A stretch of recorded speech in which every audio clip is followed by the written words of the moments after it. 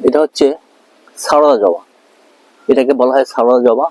এই জবা সাধারণত বাড়ির আশপাশে লাগালে সৌন্দর্য রক্ষা করে, বাড়ির সৌন্দর্য রক্ষা করে, এবং পূজা পার্বণে এই গাছের ফুল খুব প্রয়োজন হয়।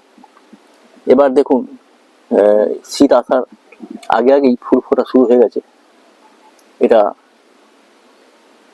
পরিচর্যা ঠিকভাবে করলে এই গাছে আর 10 দিনের মধ্যে পুরো কুঁড়ি ফুলে ভরে যাবে। এই ফুল শীত আসার পূর্বে একটু গরম ভাব আছে, বর্ষার পরে শীত আসার আগে এই গাছের ফাঙ্গাস খুব ডিস্টার্ব করে। ফাঙ্গাসের জন্য আমিস্টার 1 ml জলে 1 ml লিকুইড পরিমাণ 1 লিটার জলে গুলে বিকেলবেলার দিকে স্প্রে করলে ফাঙ্গাস দূর হয়ে যায়।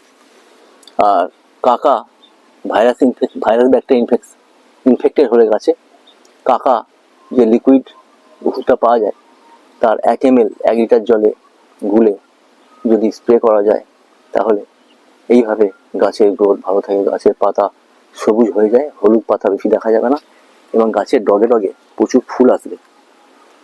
আর যেমন এই গাছটার কুঁড়ি দেখা যাচ্ছে, এইভাবে কিছুদিনের মধ্যে সব কুঁড়িতে ভরে যাবে, পুরো গাছ ফুলে ভরে যাবে। আর ফার্টিলাইজারের ক্ষেত্রে ফার্টিলাইজারের জন্য বলতে গেলে বিশেষ কিছু চিন্তা করার নেই। 100 গ্রাম সরষে খোল 1 লিটার জলে গুলে যদি 3 দিন রাখা যায় এবং সেটাকে গুলিয়ে নিয়ে তা থেকে 1 কাপ পরিমাণ লিকুইড নিয়ে যদি 1 লিটার ফ্রেশ জলে গোলা যায়, গুলিয়ে যে জলটা হয় সেই জলটা আমরা একটা টবে বা প্লাস্টিক পটে 1 কাপ করে দিলে গাছের গ্রোথ খুব ভালো হয়, গাছের স্ট্রেন বাড়ে, ফুলের সাইজ হয়, ফুলেরও লাস্টিং বাড়ে। আর যদি সেটা সম্ভব না হয় কারোর পক্ষে, তাহলে তারা একটা গাছে 3-4টে ডিএপির দানা আর 1 চামচ সরষে খোল ডাস্ট দিয়ে জল দিতে পারে 1 মাস পর পর।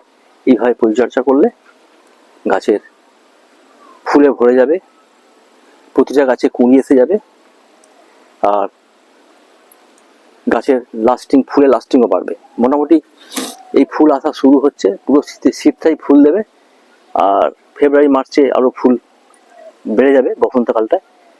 মোটামুটি গরম পড়ার আগে পর্যন্ত এই গাছে খুব ফুল দেয়। গরমে ফুল কমে আর বর্ষায় ফুল একটু কমে যায়। এই গাছের রিপ্রোডাকশন বা বেবি ট্রি পেতে গেলে এর কাটিং করাটা খুব ভালো পথ, যেটা বর্ষার সময় জুলাই মাস থেকে শুরু হয়। ভালো ভালো ডাল নির্বাচন করে কেটে 1 ফুট সাইজের ডাল কেটে যদি বালির মধ্যে বসানো যায়, বালিতে খুব তাড়াতাড়ি 15-20 দিনের মধ্যে শেকড় রুট এসে যায়, তখন সেটাকে আমরা পটিং করে আমরা এইভাবে একটা গাছ পেতে পারি। এই ছিল আজকের ভিডিও। যদি আপনাদের ভালো লাগে আপনারা অবশ্যই লাইক করবেন, শেয়ার করবেন, আপনাদের